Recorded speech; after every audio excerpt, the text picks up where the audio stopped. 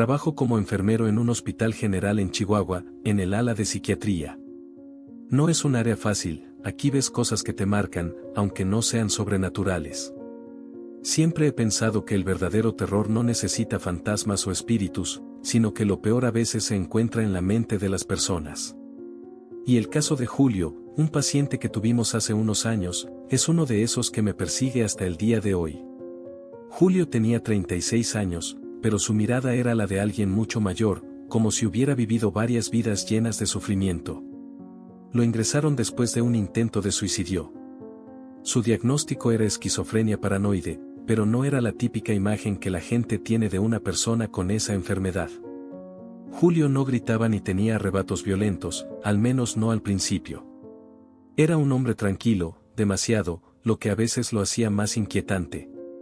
Cuando llegó, pasaba los días mirando por la ventana de su habitación, una vista que no tenía mucho más que un estacionamiento y las luces de una avenida concurrida. Pero él decía que veía cosas. Nunca decía exactamente qué, solo que algo o alguien estaba allá afuera. En las noches, se negaba a apagar la luz. Si la habitación quedaba a oscuras, entraba en pánico, golpeando la puerta y rogándonos que no lo dejáramos solo. Nos decía que ellos venían cuando la luz se apagaba. Al principio, pensamos que eran simples alucinaciones, algo común en su cuadro clínico. Pero luego comenzaron las cosas extrañas. Julio amanecía con marcas en el cuerpo, como rasguños y moretones. Decía que lo golpeaban mientras dormía, que lo arrastraban fuera de la cama. Revisábamos las cámaras de seguridad del pasillo, porque él insistía en que alguien entraba a su cuarto en las noches, pero nunca encontramos nada. No había señales de que saliera de la cama o de que alguien más entrara. Lo que más me impactaba era verlo en las noches. Mi turno solía ser nocturno, y parte de mi trabajo era pasar a revisar a los pacientes cada hora. Cuando llegaba a su habitación, muchas veces lo encontraba sentado en el rincón, abrazando sus rodillas y llorando en silencio. Si me acercaba a preguntarle qué pasaba, solo murmuraba que ellos lo estaban castigando. Nunca explicaba quiénes eran ellos. Hubo una noche en particular que nunca olvidaré. Estábamos en plena madrugada, cerca de las 3, cuando escuché un golpe fuerte proveniente de su habitación. Corrí pensando que se había caído o algo peor. Cuando abrí la puerta, lo vi en el suelo, acurrucado en posición fetal, con el rostro lleno de lágrimas. Pero lo que más me impactó fueron sus manos, estaban llenas de sangre, como si hubiera estado arañando algo. Miré alrededor buscando la fuente, pero no había señales de que se hubiera lastimado. Lo llevamos a la enfermería para revisarlo. Mientras limpiábamos sus manos, comenzó a reírse. Una risa baja, casi como un murmullo, que poco a poco se convirtió en algo más profundo y desesperado. Decía que no importaba cuánto intentáramos ayudarlo, que nadie podía protegerlo. En ese momento, me di cuenta de lo profundo que era su sufrimiento. Para él, todo lo que decía era real, tan real como lo era para nosotros el espacio en el que estábamos. El médico encargado decidió ajustar su medicación después de esa noche. Durante unos días, parecía más tranquilo, pero luego empezó a hablar menos. Pasaba horas mirando un punto fijo en la pared, con los ojos bien abiertos. Incluso dejó de llorar por las noches, lo que en cierta forma me preocupaba más. Era como si se hubiera rendido. El último día que vi a Julio fue el más difícil. Estábamos en turno de madrugada cuando escuchamos el sonido de su cama moviéndose. Fui directo a su habitación, pero cuando entré, ya era demasiado tarde. Lo encontré colgado con las sábanas que había atado al tubo de la cortina. Nunca olvidaré la expresión de su rostro, no era de dolor, sino de alivio. Como si al final hubiera escapado de aquello que tanto lo atormentaba. Después de su muerte, pasé noches enteras pensando en él. No en lo que hizo, sino en lo que vivió mientras estuvo aquí. Lo que más me marcó fue darme cuenta de que su sufrimiento no era algo paranormal ni producto de un mundo externo. Todo estaba dentro de su mente, y eso lo hacía aún más aterrador. Porque, al final del día, el peor enemigo de Julio fue él mismo. Desde entonces, he aprendido a no subestimar el dolor que alguien puede llevar por dentro. Y aunque han pasado años, hay noches en las que me despierto recordando su risa, ese murmullo profundo que parecía venir desde un lugar que yo ni siquiera puedo imaginar.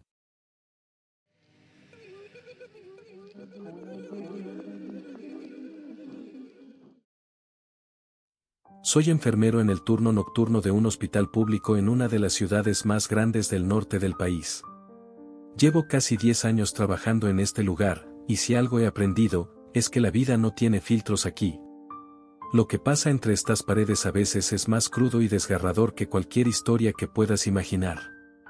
No es necesario inventar fantasmas para sentir escalofríos, porque aquí el verdadero horror es real, palpable, y duele. Voy a contarles sobre una noche que hasta hoy no puedo borrar de mi cabeza.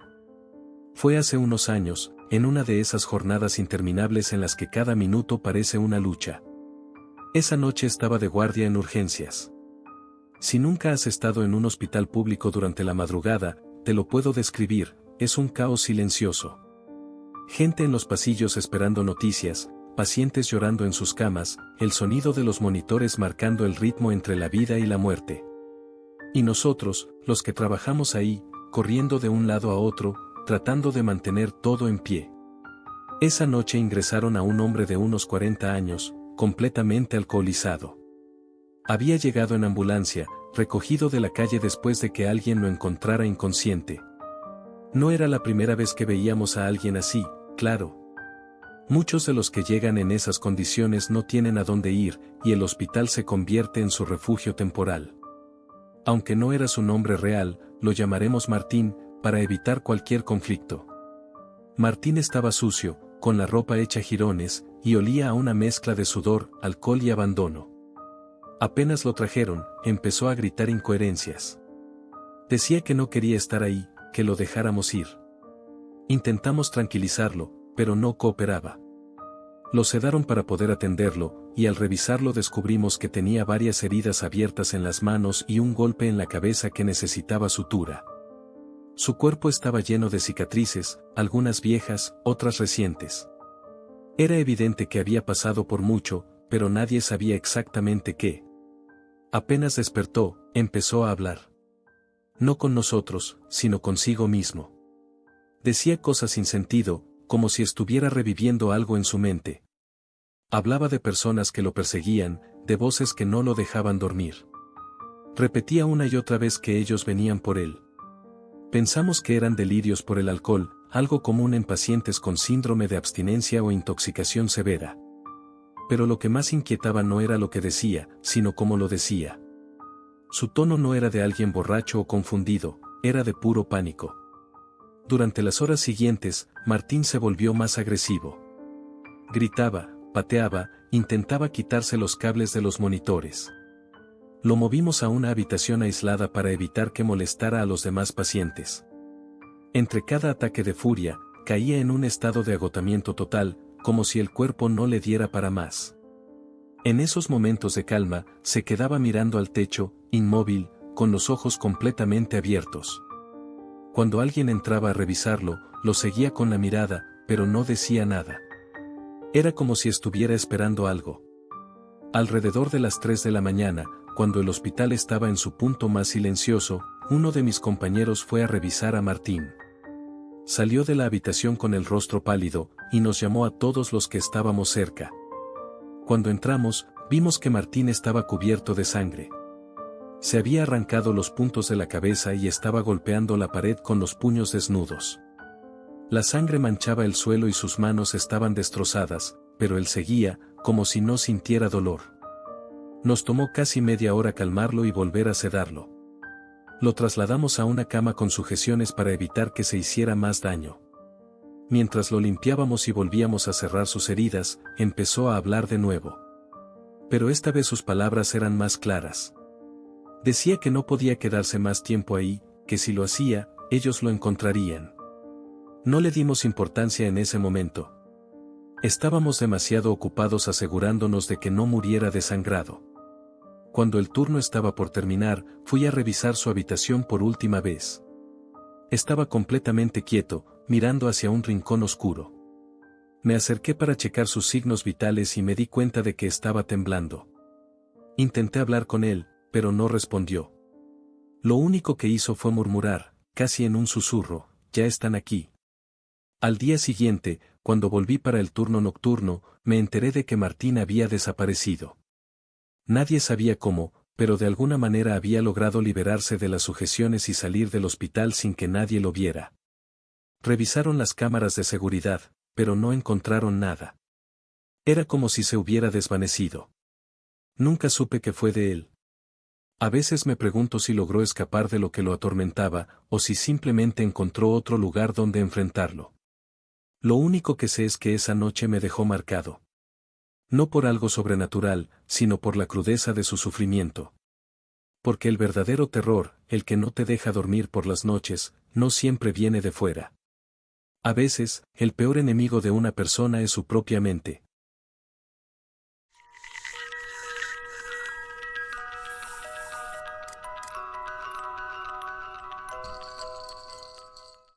Soy Julia, enfermera desde hace 7 años. Siempre supe que esta profesión sería difícil, pero jamás imaginé que el miedo formaría parte de mi vida diaria, no por las exigencias del trabajo, sino por algo mucho más aterrador. Durante varios meses, viví una pesadilla que me obligó a cuestionar mi seguridad, mi estabilidad y hasta mi propia cordura. Hoy quiero contar mi historia, no como un desahogo, sino como un testimonio de lo que puede esconderse en la oscuridad cotidiana. Todo comenzó de forma sutil, casi imperceptible. Era una noche cualquiera en el hospital, de esas en las que las horas se alargan y el agotamiento te hace sentir como si flotaras entre los pasillos. Esa fue la primera vez que lo vi. Un hombre de unos 40 años, delgado, con el cabello despeinado y un rostro que parecía agotado por la vida. Había ingresado como paciente en urgencias por un supuesto dolor abdominal. Lo atendí como a cualquier otro, preguntándole los síntomas y tomando sus signos vitales. Parecía nervioso, pero eso no era raro, muchos pacientes lo están. Al día siguiente, lo vi de nuevo. Esta vez en el área de consulta externa, sentado en una de las sillas de espera. No parecía enfermo, pero cuando nuestros ojos se cruzaron, me sonrió. Fue una sonrisa incómoda, de esas que no sabes cómo interpretar. Pensé que quizá era una coincidencia, que debía estar esperando resultados o una consulta de seguimiento. Sin embargo, cuando me tocó pasar por ahí más tarde, aún estaba sentado, mirándome fijamente. Esa fue solo la primera señal. En los días siguientes, empecé a notar su presencia en todas partes. A veces en los pasillos, otras en la cafetería, incluso en las áreas restringidas donde los pacientes no deberían estar. Cada vez que lo veía, encontraba una excusa para acercarse, pedirme ayuda con algo, preguntarme dónde estaba algún lugar del hospital o simplemente saludarme. Su presencia comenzó a sentirse como una sombra constante, siempre en mi periferia. Al principio, intenté ignorarlo. Pensé que quizás estaba exagerando, que era solo un hombre solitario que no entendía los límites. Pero las cosas comenzaron a escalar. Una noche, mientras caminaba hacia mi coche después del turno, lo vi de pie en la esquina del estacionamiento. No me dijo nada, solo me miró mientras yo subía al auto con las manos temblorosas. Cuando encendí el motor, él simplemente se dio la vuelta y desapareció en la oscuridad. A partir de ahí, empecé a notar cosas más inquietantes.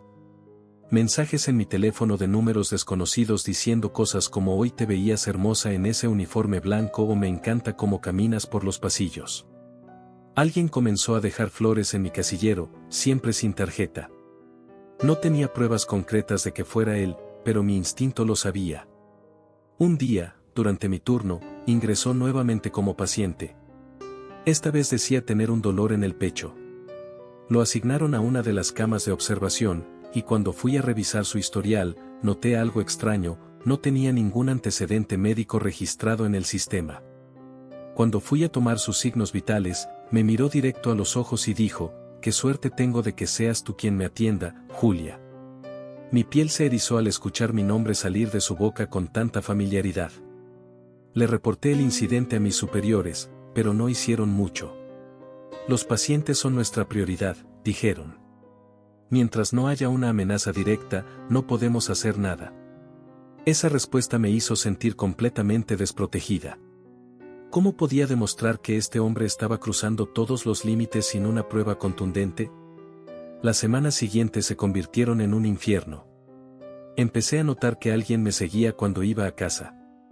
Al principio, eran destellos de movimiento en el rabillo del ojo, pero luego se hizo evidente, una silueta que se mantenía a una distancia prudente, lo suficiente para que no pudiera identificarla. Llegué a mi límite cuando una noche encontré un papel bajo la puerta de mi apartamento. Era una nota escrita a mano que decía: no importa a dónde vayas, siempre estaré cerca. Esa noche no dormí. Cerré todas las ventanas, puse muebles contra la puerta y me quedé sentada con un cuchillo en la mano hasta que amaneció. Decidí cambiar de hospital. No fue una decisión fácil, me gustaba mi trabajo, mis compañeros y los pacientes que realmente necesitaban ayuda. Pero no podía seguir viviendo con ese nivel de miedo. Presenté mi renuncia y conseguí un nuevo puesto en un hospital más pequeño, a varias horas de distancia. Pensé que había dejado atrás todo aquel tormento. Pero me equivoqué. Mi primera semana en el nuevo hospital fue tranquila, casi terapéutica. Sentí como si por fin pudiera respirar después de meses de tensión. Hasta que llegó aquella noche. Entré al área de urgencias para comenzar mi turno, revisando los pacientes asignados a mi lista. Y ahí estaba él. Acostado en una de las camas, mirándome con esa misma sonrisa que me había perseguido durante tanto tiempo. Te dije que siempre estaría cerca, murmuró con voz calmada, casi casual. Me quedé congelada. Sentí como la sangre se me iba del rostro y mis piernas temblaban bajo el peso del miedo. Avisé de inmediato a seguridad y a mis superiores. Esta vez, no hubo excusas ni demoras. Las autoridades intervinieron, y lograron emitir una orden de alejamiento en su contra. Pero incluso con esa medida, no puedo evitar sentir que no será suficiente. Algo en sus ojos me dice que no se detendrá, que no importa cuántas barreras se le pongan, siempre encontrará una manera. Hoy vivo con el peso de esa incertidumbre. Sigo trabajando, sigo adelante, pero cada noche reviso las cerraduras de mi puerta 3 veces. Cada vez que alguien extraño me mira por más de unos segundos, mi corazón se acelera. Porque si algo aprendí de todo esto, es que el verdadero terror no necesita fantasmas ni espectros. A veces, el monstruo más aterrador es aquel que camina entre nosotros, disfrazado de persona común.